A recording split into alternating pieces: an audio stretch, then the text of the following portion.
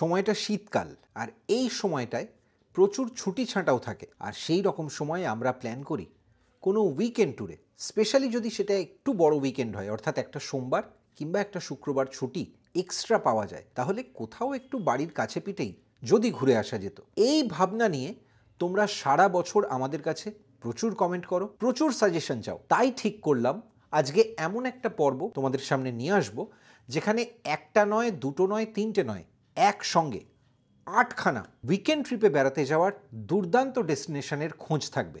কোনোটা আমাদের এই বাংলায়, কোনোটা একদম পাশের রাজ্যে, কিন্তু সবকটাই ঘর থেকে জাস্ট 2 পা ফেললেই। আজকের ট্রাভেল টপিক আমরা তোমাদের জন্য নিয়ে এসেছি সেরা 8 উইকেন্ড ট্রিপ নিয়ে।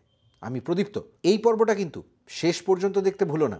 আজকে তোমাদের সামনে আমি যে 8খানা ডেস্টিনেশনের খোঁজ দেব, সেই 8টা ডেস্টিনেশনই বিভিন্ন সময় বছরের বিভিন্ন সিজনে আমরা পৌঁছে গিয়েছিলাম এরকমই উইকেন্ড ট্রিপে, নিজেদের গাড়িতে ড্রাইভ করে। অবশ্য তোমরাও এই জায়গাগুলোয় খুব সহজেই নিজেদের গাড়িতে তো যেতে পারবেই, তার পাশাপাশি ট্রেনে বা বাসে পৌঁছতে চাইলে কিভাবে সেখানে পৌঁছবে তার সব সুলুক সন্ধান এই পর্বেই থাকবে। সবার আগে বলবো এই 8টা স্পট। এর মধ্যে রয়েছে অফবিট বাঁকুড়ার দুটো স্পট, অরণ্য বিতান আর মুরুদবাহা ইকো পার্ক।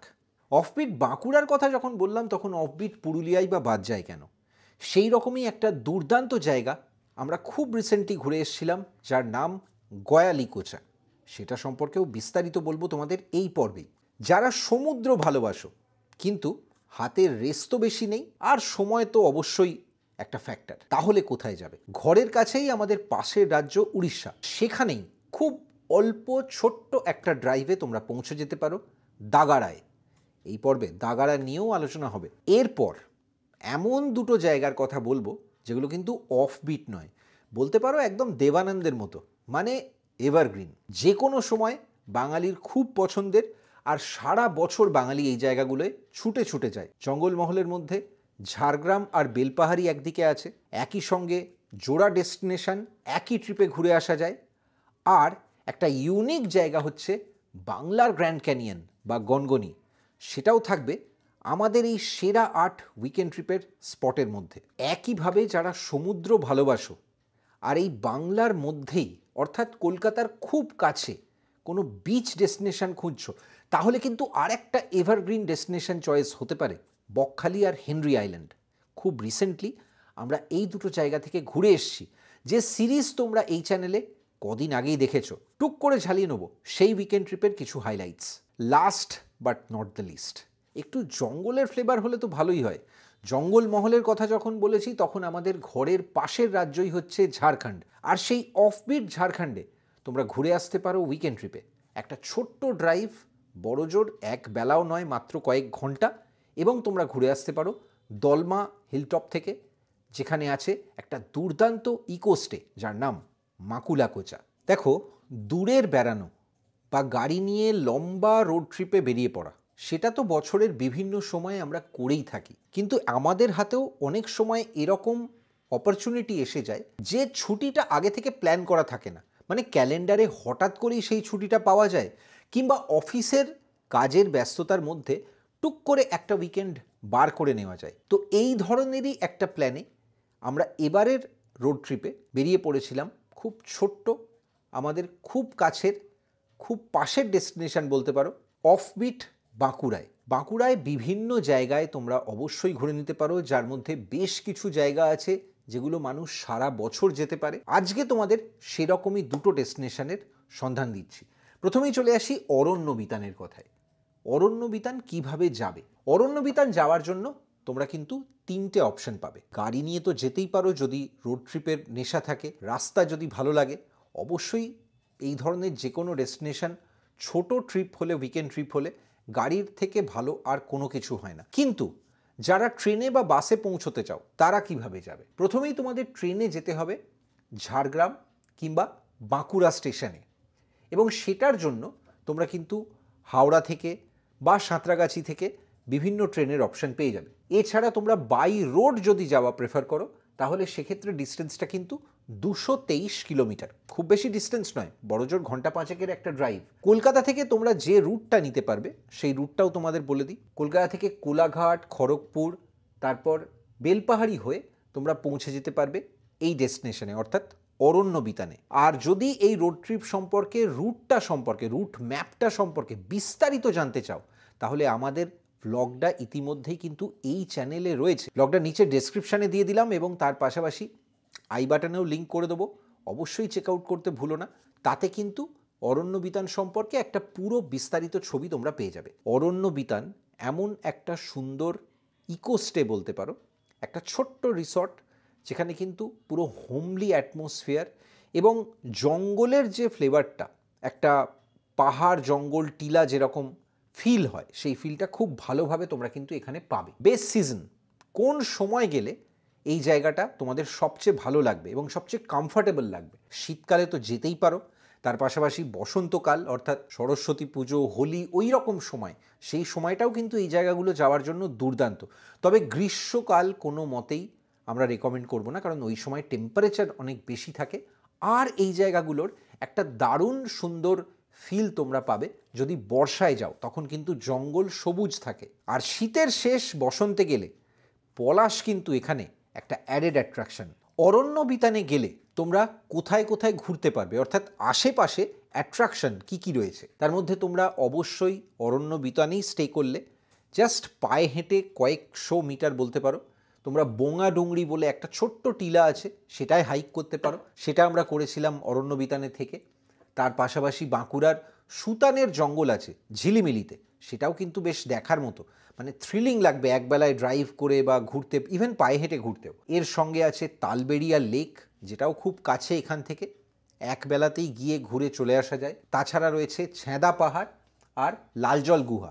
তবে এগুলোর ক্ষেত্রে অবশ্যই একটা ছোট্ট ডিসক্লেমার দিয়ে রাখবো, যারা একটু কম বয়সী বা শারীরিকভাবে ফিট তারা অবশ্যই ট্রাই করতে পারো। যদি বয়স্কদের নিয়ে যাও বা সিনিয়র সিটিজেনরা সঙ্গে থাকে, তাহলে এই হাঁটাগুলো কিন্তু তাদের জন্য একটু কঠিন হবে। এছাড়া রয়েছে এখান থেকে খুব সহজেই যাওয়া যায় গাড্রাসিনি হিল, সেটাও কিন্তু ওই রকম একটা ট্রেল যেটা কম বয়সীরা হেঁটে উঠতে পারবে যদি হাতে সময় থাকে, কিন্তু বয়স্কদের নিয়ে অবশ্যই অ্যাভয়েড করা ভালো।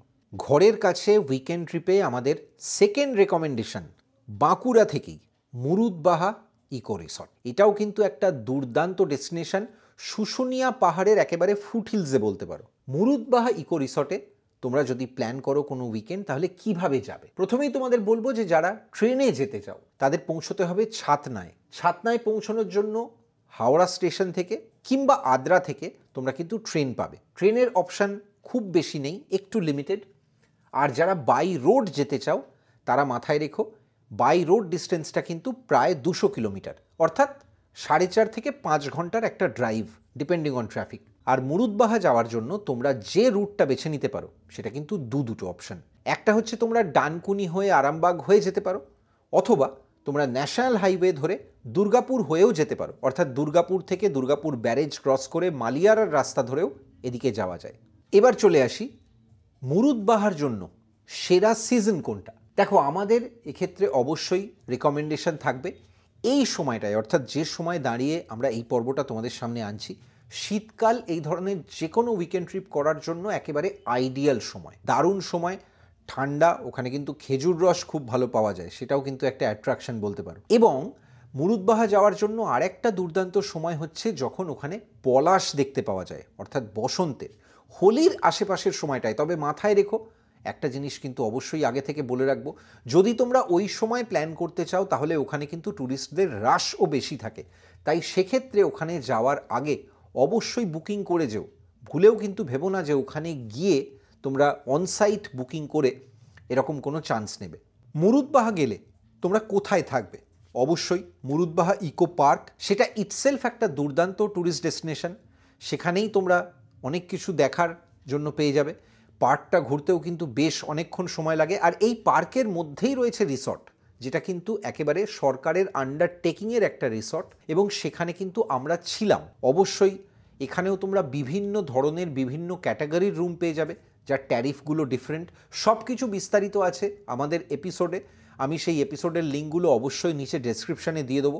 এর পাশাপাশি তোমরা ওখান থেকে আরও অনেকগুলো জায়গা নিজেরাই ঘুরে নিতে পারবে। মুরুদবাহার খুব কাছে পিঠে বেড়ানোর জায়গা কি কি আছে, এটা তোমাদের অনেকের মনেই প্রশ্ন থাকে এই ধরনের। তো এই ধরনের ট্যুরিস্ট স্পটগুলোর মধ্যে আমরা কয়েকটাকে সর্ট করেছি, যেগুলো তোমরা ওখানে 1 রাত 2 দিন কিংবা 2 রাত 3 দিন থাকলে অবশ্যই সব কটা ঘুরে নিতে পারো ঠিকঠাক প্ল্যানিং থাকলে। যার মধ্যে রয়েছে শুশুনিয়া হিলটপ, সেটা যদি তোমরা হাইক করো তাহলে কিন্তু মোটামুটি একটা 3 থেকে 4 ঘন্টা সময় লেগে যাবে ওঠা নামা মিলিয়ে। এবং আবার ওই একই কথা বলবো, বয়স্কদের জন্য একটু কঠিন হবে, কিন্তু কম বয়সী বা শারীরিকভাবে ফিট হলে কোনো ব্যাপার নয় এই ধরনের একটা ট্রেক। এছাড়া ওখানে রয়েছে ভরতপুর মডেল ভিলেজ। এটা কিন্তু একটা শিল্পীদের গ্রাম, যেটা আসলে কিন্তু একটা ন্যাচারাল গ্রাম নয়, সরকারের তরফ থেকে একটা মডেল গ্রাম তৈরি করে দেওয়া হয়েছে। ওখানে যারা পটচিত্র আঁকেন বা যারা ওই কাজের সঙ্গে যুক্ত সেই পরিবারগুলোর একটা রিহ্যাবিলিটেশনের জন্য, সেটা কিন্তু একটা দেখার মতো। তোমরা চাইলে যে কোনো দিন একটা বিকেলে গিয়ে টুক করে ঘুরে আসতে পারো, খুব বেশিক্ষণ সময় লাগে না, এবং মুরুদবাহা ইকো রিসর্ট থেকে জাস্ট কয়েক মিনিটের একটা ড্রাইভ। এছাড়া ওখানে গেলে তোমরা অবশ্যই যেটা দেখতে পাবে ওখান থেকে বেশ কাছে, সেটা হচ্ছে বিহারীনাথ পাহাড়। আর মুরুদবাহা ইকো রিসর্টের জাস্ট পাশেই আর শুশুনিয়ার ফুটহিলসে রয়েছে একটা সুন্দর মন্দির এবং বেশ কিছু সুন্দর দোকানপাট। সেখানে কিন্তু প্রচুর পাথরের জিনিসপত্র পাওয়া যায়, ওটাও কিন্তু তোমরা পায়ে হেঁটে এক্সপ্লোর করতে ভুলো না। বাঁকুড়ার স্পট রেকমেন্ড করলাম, আর পুরুলিয়া কি কখনো পিছিয়ে থাকে? পুরুলিয়ায় এরকম দুর্দান্ত দুর্দান্ত সমস্ত স্পট রয়েছে, যে স্পটগুলোর মধ্যে অনেক স্পট তোমরা আমাদের চ্যানেলে ইতিমধ্যেই দেখেছো। আমরা এর আগে তোমাদের গড়পঞ্চকোট ঘুরিয়ে দেখিয়েছি, আমরা তোমাদের বরন্তি ঘুরিয়ে দেখিয়েছি, আমরা জয়চণ্ডী পাহাড় ঘুরিয়ে দেখিয়েছি তোমাদের। তবে আমরা এবার একটু ডিফারেন্ট কিছু করব। অযোধ্যা সার্কিট, কিন্তু সেটা আবার খুব চেনা কোনো জায়গা নয়, অর্থাৎ নামটাই বেশ অচেনা। খটোমটো নয়, তবে বেশ মজার নাম, গয়ালিকোচা। যে গয়ালিকোচা একটা দুর্দান্ত গ্রাম, একদম অফবিট, এবং পুরো নেচারের, পুরুলিয়ার যে প্রকৃতি তার সেরা ছবি তোমরা এখানে গেলে দেখতে পাবে। আর এখানে আরেকটা ইন্টারেস্টিং অ্যাসপেক্ট আছে, যখন অনেকেই এই অভিযোগটা করেন রিসেন্টলি যে সিজনে, স্পেশালি পিক সিজন টাইমগুলোয়, যেখানে আজকাল তো বলা হয় প্রায় সারা বছরই ট্যুরিস্টদের ঢল লেগে থাকে অযোধ্যা পাহাড়ে, আর সেই সুযোগে অযোধ্যার সমস্ত রিসর্ট বা হোটেলগুলো একেবারে আকাশ ছোঁয়া প্রাইসে পৌঁছে গেছে। সেখানে গয়ালিকোচা কিন্তু তোমাদের গ্যারেন্টি দিতে পারি তোমাদের পকেটে খুব বেশি চাপ দেবে না, বেড়ানোও দুর্দান্ত হবে, আবার তোমরা এখান থেকে অযোধ্যাও ঘুরে নিতে পারবে, এবং সবটাই বেশ একটু ইকোনমিক একটা উইকেন্ড ট্রিপের মধ্যে। প্রশ্ন হলো, এই গয়ালিকোচায় তোমরা পৌঁছবে কি করে? তাহলে প্রথমে তোমাদের সেটা বলে দিই। তোমরা ট্রেনে খুব সহজেই পৌঁছতে পারো পুরুলিয়া। হাওড়া থেকে বা সাঁতরাগাছি থেকে পুরুলিয়ার প্রচুর ট্রেনের অপশন পাবে, দিনে, ভোরবেলা, সকালবেলা, তার পাশাপাশি রাত্রেও। সেগুলো তোমরা জানো, আমি বিস্তারিত সেইগুলো বলে আর এই পর্বটাকে লেন্দি করব না। তোমরা যদি ট্রেনে না গিয়ে বাই রোড প্ল্যান করতে চাও, তাহলে তোমাদের জানিয়ে রাখি এই ডিস্টেন্সটা কিন্তু 284 কিলোমিটার, এবং পুরুলিয়া শহর থেকে আরও খানিকটা যেতে হবে তোমাদের এই গয়ালিকোচা পৌঁছানোর জন্য, যেটা কিন্তু অযোধ্যা যাওয়ার রুটের মধ্যেই পড়ে, যেটা হয়তো অনেকের কাছে এই রুটটা চেনাও। এবার চলে আসি এই গয়ালিকোচা যাওয়ার জন্য সেরা সিজন কোনটা। তোমরা অবশ্যই এখানেও 3-3টে সিজন ট্রাই করতে পারো। এক, ডেফিনেটলি এই শীতের সময়টা, যে সময় তোমাদের হাতে প্রচুর ছুটি থাকবে। ঠান্ডা একটু পাবে ডেফিনেটলি পুরুলিয়াতে, সেটা তো ইদানিং পুরুলিয়াতে বেশ রেকর্ড ভাঙা ঠান্ডা পড়ছে, মাঝে মাঝে দার্জিলিংকেও হারিয়ে দিচ্ছে। কিন্তু যদি ঠান্ডা এনজয় করতে পারো, তাহলে এই সময়টা ওখানে বেড়ানোর, স্পেশালি দিনের বেলা এক্সপ্লোর করার জন্য দুর্দান্ত। এছাড়া আরেকটা বছরের দারুণ সময় হচ্ছে বসন্তকাল, স্প্রিং, সেই সময়ও তোমরা যেতে পারো। আর আমাদের সব সময় যেটা রেকমেন্ড থাকে এই চ্যানেলে, যদি পুরুলিয়া যেতে চাও তাহলে পুরুলিয়ার অন্যরকম সেরা রূপ কিন্তু দেখতে পাওয়া যায় বর্ষাকালে, সবুজ পুরুলিয়া। সেই সময়ও কিন্তু তোমরা গয়ালিকোচা ট্রাই করতে পারো। এবার চলে আসি, গয়ালিকোচা গেলে তোমরা থাকবে কোথায়? যেহেতু একটা রিমোট ডেস্টিনেশন এবং একটা অফবিট অযোধ্যা সার্কিটের গ্রাম, সেখানে যে তোমরা খুব বেশি থাকার অ্যাকোমোডেশন পাবে বা খুব হাইফাই অ্যাকোমোডেশন পাবে, সেই এক্সপেকটেশনটা মনে হয় না রেখে যাওয়াই বেটার। তবে যথেষ্ট ভালো ঠিকঠাক অ্যাকোমোডেশনের আমরা খোঁজ দিচ্ছি তোমাদের, যেখানে আমরা নিজেরা ছিলাম। এটা কিন্তু কোনো পেড প্রমোশন নয়, আমরা সেখানে গিয়ে নিজেরা ছিলাম, একদম নিজেরা পে করে থেকে এসছি, এবং সেই অভিজ্ঞতাটাই তোমাদের সঙ্গে শেয়ার করেছি। গয়ালিকোচা নিয়ে আমাদের কিন্তু একটা পূর্ণাঙ্গ ট্রাভেল ব্লগ রয়েছে, তোমরা কিন্তু সেই ব্লগটা মিস করো না। যদি এই চ্যানেলে নতুন হও বা কোনোভাবে ওই ব্লগটা না দেখে থাকো, বিস্তারিত এই জায়গাটা সম্পর্কে জানতে চাও, তাহলে ব্লগটা ডেফিনেটলি আই বাটনে এবং তার পাশাপাশি ডেসক্রিপশানে লিঙ্ক করে দেবো। গিরিকন্যা ইকো স্টে, এটা কিন্তু একেবারে গয়ালিকোচা গ্রামের মধ্যেই। এখান থেকেই তোমরা পায়ে হেঁটে গোটা গ্রাম এবং আশেপাশের ট্যুরিস্ট স্পটগুলো গাড়ি নিয়ে বা নিজেদের সঙ্গে গাড়ি থাকলে আরামে ঘুরে নিতে পারবে। 1 রাত 2 দিনেও ঘুরে নেওয়া সম্ভব, 2 রাত 3 দিনও প্ল্যান করতে পারো। এই গয়ালিকোচা গেলে তোমরা কোন কোন জায়গা দেখবে? বেশ কয়েকটা জায়গা আমরা নিজেরা ঘুরেছিলাম, গাড়ি নিয়ে গিয়েছিলাম একটা দুটো জায়গায়, একটা ছোট্ট হাইক করেছিলাম এবং বাকি গ্রামের পার্টটা পায়ে হেঁটেই ঘুরেছিলাম। তার মধ্যে রয়েছে তিলাইটা ড্যাম, যেটা কিন্তু এখান থেকে খুব অল্প ডিস্টেন্স, মাত্র 3-4 কিলোমিটার, আরামে তোমরা ঘুরে নিতে পারবে হাতে 2 ঘন্টা বা 2.5 ঘন্টা থাকলে। এর পাশাপাশি রয়েছে চাঁপা ঝর্ণা, সেটা কিন্তু এই গিরিকন্যা ইকোস্টে প্রপার্টি থেকে তোমাদের হাইক করে যেতে হয়। বড়জোর হেঁটে যেতে তোমাদের সময় লাগবে 15 থেকে 20 মিনিট এবং এই হাইকটা কিন্তু যে কেউ করতে পারো। আর এর পাশাপাশি রয়েছে গয়ালিকোচা গ্রাম, সেটাও কিন্তু দেখার মতো। স্পেশালি এই গ্রামটা কিন্তু বিভিন্ন সময় পুরস্কার পেয়েছে। গ্রামটা এত সাজানো এবং ওখানকার গ্রামবাসীরা যেভাবে গ্রামটাকে নিজেরা হাতে এঁকে আলপনা দিয়ে সাজিয়ে রাখেন, সেটা কিন্তু দেখার মতো।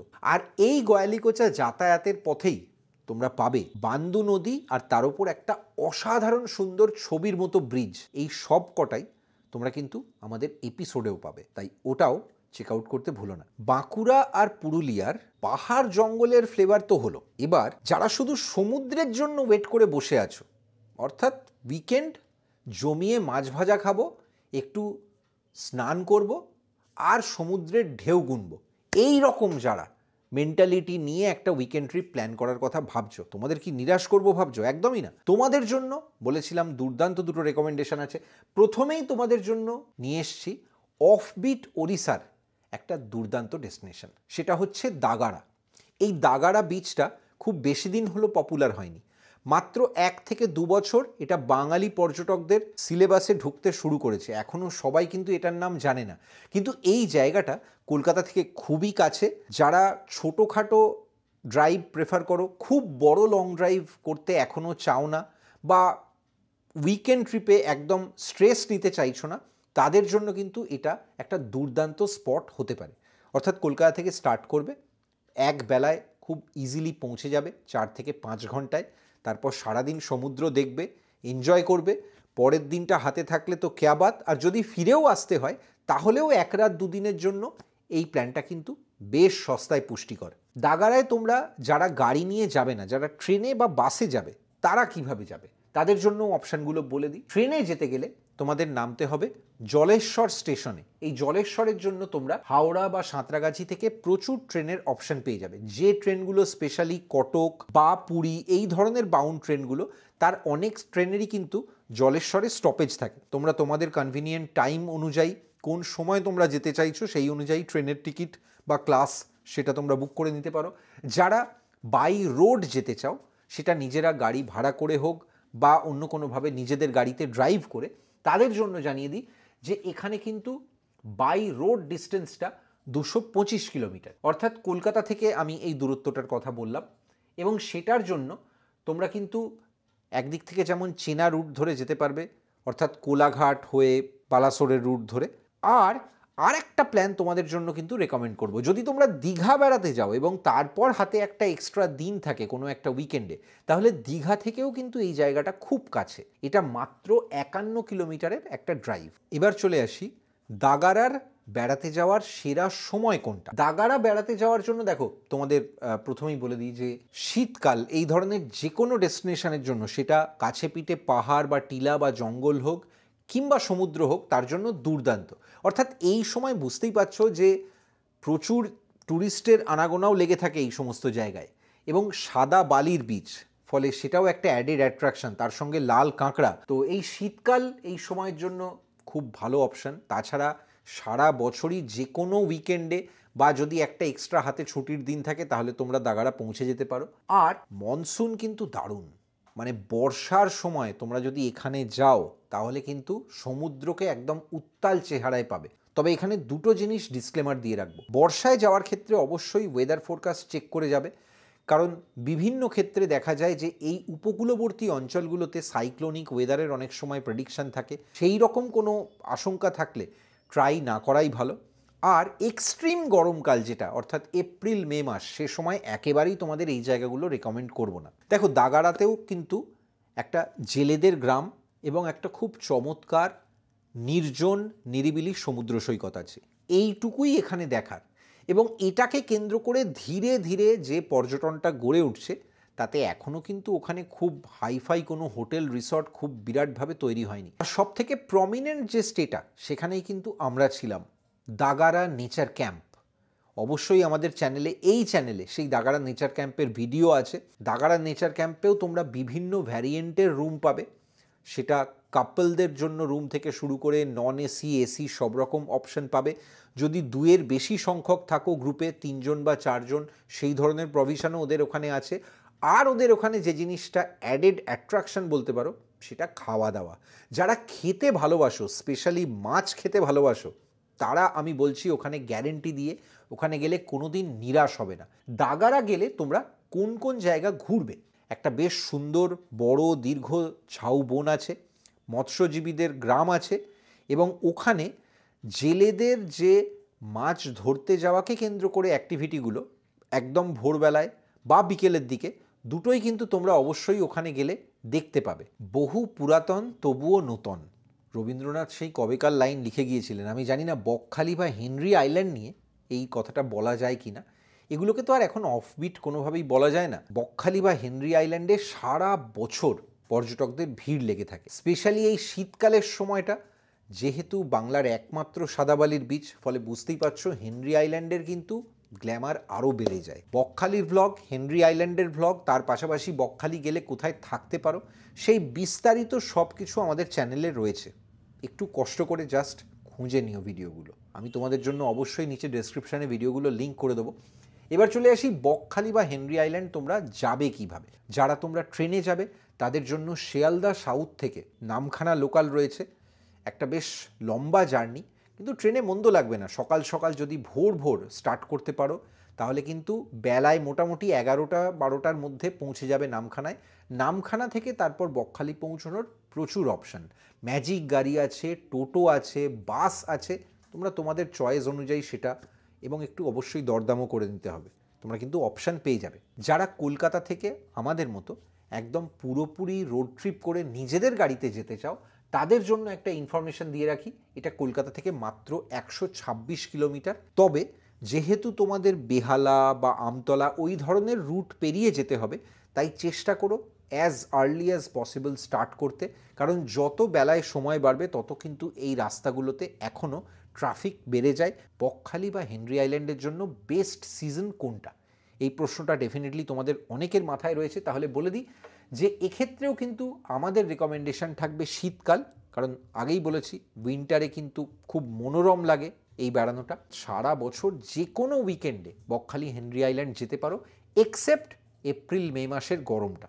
বকখালি বা হেনরি আইল্যান্ড গেলে তোমরা কোথায় থাকবে, দেখো থাকার কিন্তু বকখালিতে প্রচুর প্রচুর অপশান, বিভিন্ন বাজেট অনুযায়ী প্রিমিয়াম হোটেল থেকে বাজেট হোটেল, রিসর্ট সব কিছু তোমরা বকখালিতে পেয়ে যাবে। আর যদি তোমরা হেনরি আইল্যান্ডে থাকতে চাও তাহলে সেখানেও কিন্তু থাকার অপশান রয়েছে, ফ্রেজারগঞ্জেও থাকার অপশান রয়েছে। ফ্রেজারগঞ্জে রয়েছে বেনফিশের নিজস্ব থাকার ব্যবস্থা, যেটাও কিন্তু রাজ্য সরকারের আন্ডারটেকিংয়ে চলে, এবং তার পাশাপাশি হেনরি আইল্যান্ডে রয়েছে রাজ্য মৎস্য দপ্তরের নিজস্ব দুটো কমপ্লেক্স। এই সমস্ত কিছুর বিস্তারিত আমাদের সিরিজ দেখলেই তোমরা জানতে পারবে। আমরা এবার বকখালি গিয়ে বেছে নিয়েছিলাম যে স্টেটা, সেটা হচ্ছে বিচ বাংলো হোমস্টে। আমি তাদের যোগাযোগের নাম্বার অবশ্যই নিচে ডেসক্রিপশানে দিয়ে দেবো, আর আমাদের গোটা এপিসোড তো রইলই। যদি তোমরা বিস্তারিত জানতে চাও সেখানে কীরকম বন্দোবস্ত, ট্যারিফ কত, কীরকম খাওয়া দাওয়া, সব কিছু আছে। এই জায়গাটায় গেলে অর্থাৎ বকখালি হেনরি আইল্যান্ড প্ল্যান করলে উইকেন্ড ট্রিপে তোমরা কোন কোন জায়গা ঘুরে দেখবে, তোমরা বকখালি বিচ ঘুরতে পারবে, সেটা কিন্তু দিনের বেলা একরকম, তার পাশাপাশি বনবিবির মন্দির রয়েছে, বিচ থেকেই হেঁটে জাস্ট কয়েক কদম হাঁটলেই পৌঁছে যাওয়া যায়, এবং সন্ধ্যের বকখালি বিচের অ্যাক্টিভিটি সেটাও কিন্তু একটা অন্য অ্যাট্রাকশন। পাশেই রয়েছে ফ্রেজারগঞ্জ, বলতে গেলে একদম লাগোয়া। ফ্রেজারগঞ্জ বিচ তোমরা ঘুরে আসতে পারো। বকখালির ওখানে ইকো পার্কও রয়েছে, যেখানে উইন্ড মিল রয়েছে বকখালির, ফ্রেজার সাহেবের বাংলোও রয়েছে, আর রয়েছে কার্গিল বিচ, যেটা কিন্তু সানসেটের জন্য বিখ্যাত। পরের দিন যদি তোমরা 2 দিনের জন্য প্ল্যান করো তাহলে ডেফিনেটলি একদিন পুরো বকখালি ঘুরে নিতে পারো, পরের দিন হেনরি আইল্যান্ড ঘোরার জন্য রাখতে পারো, যেরকম আমরা ঘুরেছিলাম। ওদিকেও কিন্তু বেড়ানোর প্রচুর জায়গা রয়েছে। রয়েছে এডওয়ার্ডস ক্রিক, সেটাও কিন্তু একটা বেশ খাঁড়ির মতো বলতে পারো, যেখানে প্রচুর মাছ ধরার ট্রলার আসে। এবং হেনরি আইল্যান্ড তো রয়েছেই, এবং শুধু হেনরি আইল্যান্ড ঘোরার জন্যই অবশ্যই একটা বেলা রাখা কিন্তু খুব জরুরি। চলে আসি জঙ্গলমহলের উইকেন্ড ট্রিপে, যেটা বাঙালির কাছে চিরন্তন ফেভারিট, একেবারে নস্টালজিয়া। আমাদের রেকমেন্ডেশন থাকবে অবশ্যই তোমরা ঝাড়গ্রাম আর বেলপাহাড়ি ঘুরে দেখো একটা উইকেন্ডে। যদি ট্রেনে প্ল্যান করো তাহলে ঝাড়গ্রাম হাওড়া থেকে খুব সহজেই তোমরা পৌঁছতে পারো, এবং টাইমিং অনুযায়ী সবথেকে সেরা ট্রেনের অপশান কিন্তু ইস্পাত এক্সপ্রেস, কারণ তাহলে তোমরা সারা দিনটা পাবে, সকাল সকাল ওখানে পৌঁছে যাবে। আর যারা বাসে যেতে চাও তারা কিন্তু এসপ্ল্যানেড থেকে বাস পেয়ে যাবে, সেটাও কিন্তু একটা পকেট ফ্রেন্ডলি অপশান। যারা রোড ট্রিপ করতে চাও আমাদের মতো নিজেদের গাড়িতে বা গাড়ি ভাড়া করে, তাদের জন্য ইনফরমেশান দিয়ে দিই, 161 কিলোমিটার হচ্ছে টোটাল জার্নি। কলকাতা থেকে আমি বলছি, ঝাড়গ্রামের কথা। এই ঝাড়গ্রাম বেলপাহাড়ি ঘোরার জন্য সেরা সিজন কোনটা? এই জায়গাটার জন্য আমাদের রেকমেন্ডেশন থাকবে ডেফিনেটলি উইন্টার, স্প্রিং আর মনসুন। শীতের এই সময়টায় জঙ্গলমহলে শুকনো পাতা, সেটার একটা অন্য রকম, যারা ছবি তুলতে ভালোবাসো তাদের জন্য ডেফিনেটলি। স্প্রিং, সরস্বতী পুজো, হোলি, এই সময়টায় ছুটি থাকে, সেটাও কিন্তু খুব ভালো উইন্ডো জঙ্গলমহল বেড়াতে যাওয়ার জন্য। আর ডেফিনেটলি বর্ষা, কারণ ওই সময় সবুজ জঙ্গলমহল তোমরা দেখতে পাবে, এবং তার পাশাপাশি এই অঞ্চলটায় বেশ কিছু ছোট বড় মেজো মিলিয়ে ঝর্ণা আছে। ঝাড়গ্রাম বেলপাহাড়ি বেড়াতে গেলে তোমরা কোথায় থাকবে? দেখো, ঝাড়গ্রাম শহরের মধ্যে থাকার জন্য কিন্তু বেশ কিছু অপশান রয়েছে। প্রিমিয়াম হোটেল রয়েছে, তার পাশাপাশি বাজেট ফ্রেন্ডলি হোটেলও রয়েছে। ঠিক তেমনি বেলপাহাড়িতেও তোমরা বেশ কিছু রিসর্ট ইদানিং পেয়ে যাবে, যেগুলো কোনোটা হয়তো জঙ্গলের খুব কাছে পিঠে, জঙ্গলমহলের পুরো এক্স্যাক্ট ফিলটা তোমাদের দেবে। তবে আমরা এই জায়গাটায় ছিলাম এমন একটা স্ট্র্যাটেজিক জায়গায়, যেটা ঝাড়গ্রাম শহরেও নয়, আবার খুব সহজেই গাড়ি নিয়ে যেখানে ইজিলি ঝাড়গ্রাম শহরের ট্যুরিস্ট স্পটগুলোয় পৌঁছে যাওয়া যায়। বনফুল হোমস্টেতে, এটা নামে যদিও হোমস্টে, কিন্তু আদতে সমস্ত ব্যবস্থাই একদম রিসর্টের মতো। ব্যবহার, খাওয়া দাওয়া অত্যন্ত আন্তরিক, একদম ঘরোয়া টেস্টের খাবার দাবার পাবে। আর ওখানে গেলে ডেফিনেটলি একটা এক্সট্রা বোনাস টিপস দিয়ে রাখছি, রাতে ওনাদের কাছে অবশ্যই একটা আবদার রাখবে, সেটা হচ্ছে চালের রুটি আর হাঁসের মাংস। এই ঝাড়গ্রাম বেলপাহাড়ি বেড়াতে গেলে তোমরা কি কি ঘুরবে? বনফুল হোমস্টে থেকে তোমরা যদি 1 রাত 2 দিনের জন্য প্ল্যান করো, তাহলে একদিন ঝাড়গ্রাম ঘুরতে লেগে যাবে, আর পরের দিনটা লেগে যাবে বেলপাহাড়ি ঘুরতে। 2 রাত 3 দিন এই উইকেন্ড ট্রিপটার জন্য খুব আইডিয়াল। 1 বেলা বা 1.5 বেলায় তোমরা ঝাড়গ্রাম ঘুরে নিতে পারো, আর বাকি সময়টায় বেলপাহাড়ি ঘুরে নিতে পারো। এই ট্রিপে তোমরা কোন কোন জায়গা দেখবে? অনেকের মনেই কৌতূহল থাকে। চিল্কিগড় রাজবাড়ি অবশ্যই দেখতে ভুলো না। কনক দুর্গা মন্দির আছে, সেটাও কিন্তু একেবারে ঐতিহাসিক একটা তার গুরুত্ব। এর পাশাপাশি ঝাড়গ্রাম রাজবাড়ি, সেটাও ডেফিনেটলি তোমরা দেখবে, তবে সেটা কিন্তু তোমাদের বাইরে থেকে দেখতে হবে, কারণ এখন ওটা পুরো হোটেল হয়ে গেছে। তোমরা যদি ওখানে না থাকো, অ্যাকোমোডেশন যদি তোমাদের ঝাড়গ্রাম রাজবাড়িতে না হয়, তাহলে কিন্তু তোমাদের ভেতরে বেড়ানো অ্যালাউ করা হয় না। এর পাশাপাশি অবশ্যই বেলপাহাড়ি রেঞ্জ, সেটাও কিন্তু একদিনে দেখার জন্য প্রচুর প্রচুর স্পট রয়েছে সেখানে। গাডরাসিনী পাহাড় রয়েছে, যদি তোমরা পাহাড়ে হাইক করো, কম বয়সী হও বা শারীরিকভাবে খুব সক্ষম হও, তাহলে তো অবশ্যই সেটা ট্রাই করতে পারো। তার পাশাপাশি ওখানে খেদারানি লেক আছে, মাইগ্রেটারি বার্ডস আসে এই শীতকালের সময়টা। যারা ছবি তুলতে ভালোবাসো, বার্ডিং পছন্দ করো, তাদের জন্য আইডিয়াল ডেস্টিনেশন। তারাফেনি ড্যাম, ছোট্ট একটা ড্যাম, কিন্তু একেবারে জঙ্গল পেরিয়ে একটা রাস্তা দিয়ে যেতে হয়, থ্রিলিং। আর আছে আম ঝর্ণা। এছাড়া ঘাগড়া ওয়াটারফল আছে ওখানে, সেটাও তোমরা যেতে পারো। ছোটনাগপুরের একটা ফিল তোমরা ওখানে পাবে। আর আমরা এই 2 দিনের যে ট্রিপ, তাতে কিন্তু জঙ্গলমহলের যে অন্য সার্কিটটা, অর্থাৎ যেটার মধ্যে কাঁকড়াঝোড় বা আমলাশোল পড়ে, সেগুলো বলছি না, কারণ এবারে আমাদের আলোচনাটাকে আমরা সীমাবদ্ধ রেখেছি ঝাড়গ্রাম আর বেলপাহাড়ি নিয়েই। ঝাড়গ্রাম বেলপাহাড়ির পাশাপাশি জঙ্গলমহলের একটা ইউনিক জায়গা হলো গনগনি, যেটাকে স্বচ্ছন্দে তোমরা বাংলার গ্র্যান্ড ক্যানিয়ন বলতে পারো। একটু আগে তোমাদের যে ঝাড়গ্রাম বেলপাহাড়ির কথা বলছিলাম, যদি তোমরা 2 রাত 3 দিনের একটা এক্সটেন্ডেড উইকেন্ড ট্রিপ করতে পারো জঙ্গলমহলে, তাহলে ঘরে ফেরার পথেও তোমরা কিন্তু এই জায়গাটা ঘুরে নিতে পারো। যারা শুধু গনগনি যেতে চাও, মাত্র 1 দিনের কোনো হাতে সময় আছে বা একটাই উইকেন্ড হাতে আছে, সেরকম ক্ষেত্রে তারা কিভাবে যাবে? ট্রেনে তোমাদের পৌঁছতে হবে গড়বেতা, তার জন্য সাঁতরাগাছি থেকে সবথেকে ভালো অপশান হচ্ছে রূপসী বাংলা এক্সপ্রেস। আর তাছাড়া তোমরা শালিমার থেকে আরণ্যকও ট্রাই করতে পারো, আরণ্যক এক্সপ্রেস ধরেও গড়বেতা পৌঁছে যেতে পারো। যারা বাই রোড যাবে, অর্থাৎ নিজেদের গাড়িতে বা গাড়ি ভাড়া করে যাবে, তাদের জন্য কলকাতা থেকে এই ডিস্টেন্সটা 174 কিলোমিটার। এবং যারা ঝাড়গ্রাম থেকে গনগনি পৌঁছতে চাইছো তাদের জন্য বলে দিই, ঝাড়গ্রাম থেকে এই জায়গাটার ডিস্টেন্স 70.2 কিলোমিটার। অর্থাৎ ঝাড়গ্রাম থেকে ঘন্টা দেড়েকের ড্রাইভে, 1.25 ঘন্টায় তোমরা কিন্তু এই জায়গাটায় খুব আরামে পৌঁছে যেতে পারবে। এই জায়গাটা কিন্তু গ্রীষ্মকালে একেবারেই রেকমেন্ড করব না, প্রচণ্ড টেম্পারেচার থাকে, মানে 45-50 ডিগ্রি টেম্পারেচার থাকে। সেই সময় কিন্তু লোকালসরাও ওই জায়গাগুলোর ধারে কাছে ঘেঁষেন না। বর্ষাকাল, সেটাই কিন্তু এই গনগনি দেখতে খুব ভালো লাগবে। আর আমাদের রেকমেন্ডেশন থাকবে ডেফিনেটলি এই শীত আর বসন্তের সময়টা, কারণ এই সময় তোমরা গনগনিতে গেলে খুব কমফর্টেবল একটা ফিল পাবে। ওখানে থাকার জন্য খুব বেশি কিন্তু হোটেল বা রিসর্ট নেই। রাজ্য সরকারের নিজস্ব অ্যাকোমোডেশন হচ্ছে গনগনি ইকো রিসর্ট। এই গনগনি ইকো রিসর্ট হচ্ছে গনগনি ইকো পার্কের মধ্যেই। গনগনি গেলে তোমরা কি কি ঘুরে দেখবে, যারা তোমরা প্রকৃতি পছন্দ করো তাদের জন্য কিন্তু এই জায়গাটা, অর্থাৎ গনগনির গ্র্যান্ড ক্যানিয়নটা পায়ে হেঁটে ঘুরতেই একটা গোটা বেলা যথেষ্ট। 7টা উইকেন্ড স্পটের খোঁজ দিয়ে দিয়েছি। এবার শেষ ডেস্টিনেশন যেটার অবশ্যই আমরা রেকমেন্ড করব সেটা হচ্ছে দলমা পাহাড়। সেটা বেড়াতে গেলে তোমরা অবশ্যই থাকতে পারো মাকুলাকোচায়। আমরা এই মাকুলাকোচা নিয়ে একটা বিস্তারিত ভিডিও করেছিলাম, তোমরা অনেকেই হয়তো সেই ভিডিওটা দেখেছো। যারা দেখোনি তাদের জন্য ভিডিওটা অবশ্যই আই বাটন আর নিচের ডেসক্রিপশানে লিঙ্ক করে দেবো। অবশ্যই প্রথমে বলে দিই, যারা ট্রেনে প্ল্যান করবে তারা কিভাবে যাবে। তার জন্য তোমাদের প্রথমেই যেতে হবে জামশেদপুর, মানে টাটানগর। হাওড়া থেকে টাটানগরের প্রচুর ট্রেন, বারবিল জনশতাব্দী আছে, ইস্পাত আছে। এই ট্রেনগুলোর কথা আলাদা করে কেন মেনশন করলাম, কারণ টাইমিংগুলো এমন যে সকাল সকাল তোমরা জার্নিটা স্টার্ট করলে সারা দিনটা বেড়ানোর জন্য পাবে। আর যারা বাই রোড যাবে কলকাতা থেকে, তাদের জন্য এই ডিস্টেন্সটা 294 কিলোমিটার। তবে ডিস্টেন্সটা নিয়ে ঘাবড়াবার কোনো কারণ নেই, কারণ রাস্তার কন্ডিশন খুবই ভালো, খুব বেশি সময় লাগবে না এবং ড্রাইভটা এনজয়েবল হবে। দলমা বা মাকুলাকোচা বেড়ানোর জন্য সবথেকে ভালো সিজন কোনটা? দেখো, গ্রীষ্মকালে এই জায়গাগুলোতে কাঠফাটা গরম থাকে, তাই সেটা কখনোই রেকমেন্ড করব না। আমাদের রেকমেন্ডেশন থাকবে ডেফিনেটলি দুটো। একটা হচ্ছে এই শীতকাল, এই সময়টায় জানুয়ারি, ফেব্রুয়ারি, মার্চ, এই সময়ের মধ্যে তোমরা অবশ্যই প্ল্যান করতে পারো।